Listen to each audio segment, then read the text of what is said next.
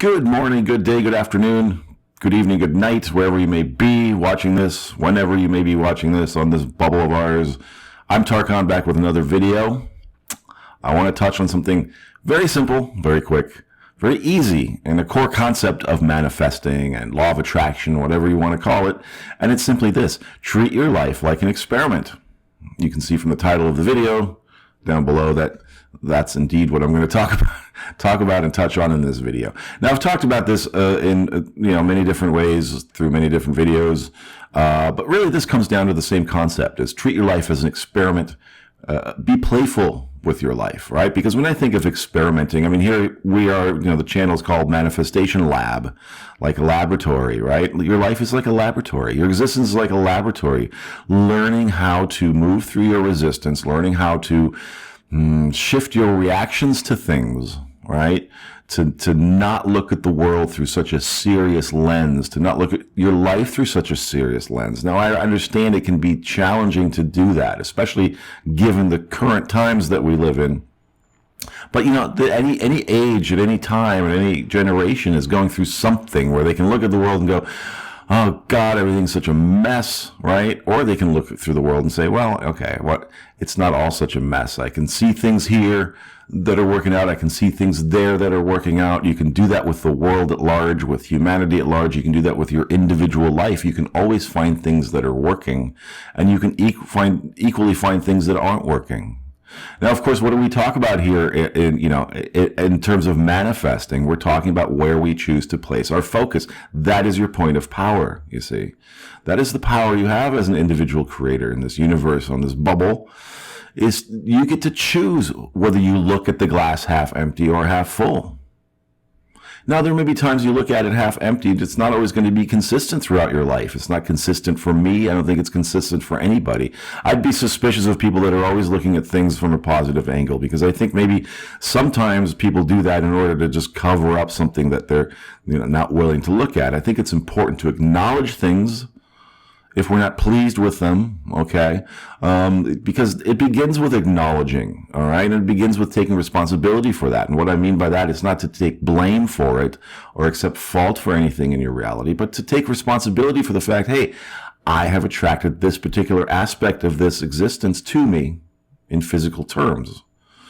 So I understand that now. As a creator, I've done that. I take responsibility for it. I acknowledge it. Now I move my focus in another direction. And I think one of the greatest shifts to make in your mindset, honestly, is to go from, looking at the world in a very serious kind of sense, through a very serious kind of lens, and to begin to look at things from a more playful, experimental kind of aspect. And we see this in children, or we did this when we were kids. When we were kids, there were moments we would play with some toy or go into our imaginations, and it was like time and space didn't exist. Well, it's because they didn't, and they don't. Not really, right? And of course, as we grow up, this is sort of boxed out of us, or we decide that it should be boxed out of us. We make a decision to become more serious, look at things more seriously. This is important, and that's important, and this is very, very serious. We lose that ability. Or at the very least, we forget that we have the ability. I don't think we lose the ability. There are people that still manage to be playful with their lives, right? But from that sort of perspective is to really think about, well, all these things that I want, and focusing on not having them in the moment, or focusing on circumstances that I don't prefer going on around me at the moment. There are always things you can look for, always things that you can find that are working in your favor, that are working out, that are pleasing to you. And this is really all we ever talk about in law of attraction and manifesting. This is really the crux of it, is the choice you make in terms of your perception and your perspective, and looking at things through a different angle than you did before. And I've said this many times, and I might do another video on this. The moment you shift the way that you react to something, let's say you have something happening in your life that's a pattern. Maybe it's a relationship pattern. Maybe it's a pattern with your health and your body. Maybe it's a pattern with your job or your friendships or whatever it is. People get stuck in these loops, these patterns that they see, repetitive sort of problems that they see reoccurring in their life over and over again. Well, it's like, I always ask them, have you ever shifted the way you react to that thing showing up, that keeps showing up over and over again? Or do you keep reacting to it in the same way? Maybe you get upset, maybe you get sad and despondent about it, maybe you go run off and talk about it all day, or you journal about it all day, or whatever it is. You complain all day. Very often, the moment we react differently to those patterns, to those things reoccurring, that's the shift. That's the shift that we're looking for. We keep thinking the shift will only occur when we observe something shifting in our physical reality, but the shift occurs inside of you. It occurs when you change your perspective first. And as you do so consistently enough, and it doesn't have to be for a very long time, all right? It could just be for a week, or the first couple of times that something occurs and you decide, I'm not going to react to that in the way that I did before. I'm not going to become angry at that. I'm not going to be reactionary towards that. I'm going to look at it from a different angle, or I'm going to ignore that thing altogether right now. I'm going to focus on something that's more pleasing for me to focus on. And the moment you do that, you have to understand and accept this. That is when the shift occurs, because you have shifted your perspective, and everything in your physical reality is based on your perspective. It's a mirror of your inner state, what you believe about yourself, what you believe about the world. So if you decide to make the shift from looking at things from a very serious angle, being despondent about things, being angry about things, reacting to things in a very negative way, you get to decide, I'm going to change that. I'm going to change up how I react to something. I'm going to look at my life in a playful manner. I'm going to look at my life as an experiment. Let's see what I can make happen. Let's see what I can make pop. And, just like any experiment, just like any good scientist will tell you, a big part of this is documentation. All right. Now, I want to encourage people. I always encourage people to do this. As you're sort of treating your life as an experiment, as you're kind of playing around with this manifesting law of attraction concept, write down your results. And even if there are results that you don't prefer or please, write those down as well. Oh, I did a week of meditating and this shifted. Here's what seemed to change in my reality. And at least here's what changed in my mood. Here's what changed in my perception, my perspective on things. Document those things too. I mean, this is where I think journaling can be very, very helpful, right? This is part of the scientific method. If you're doing an experiment, you want to document your results. And then you go, well, I didn't get that result the way that I wanted, so let's shift something else. Try this instead and see if something else happens. And as you do, you're going to become much more aware. You're going to allow yourself much more knowledge, self-awareness, and that gives you power to determine, oh, I see what happens here. If I do this, if I shift this perspective, this thing changes. And I can see the direct correlation between my perception, my inner perception, my response to things, what I choose to focus on and not focus on, and the results I'm getting back in my physical environment. All right, the mirror of my physical reality, what it's reflecting back to me. Now, and I say this with the methods, and I still get people asking me a lot about the methods. And should I should I do it this way? Should I affirmations and all this kind of stuff. And I'm telling you, listen, just treat it like an experiment. What works for you, keep it. What doesn't work for you, don't keep it. Remember, you're building your toolbox. All right, guys. It's really that simple. There's going to be some tools you're not going to have any use for. Some tools are going to be very useful for you. So use those tools. Okay.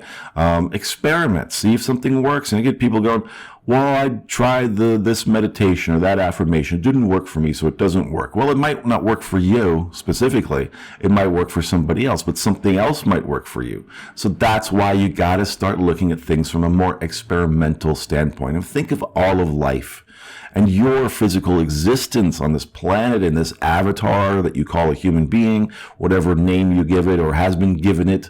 Okay, I call it the avatar. It's what it is. It's not who you really are. It's not your identity.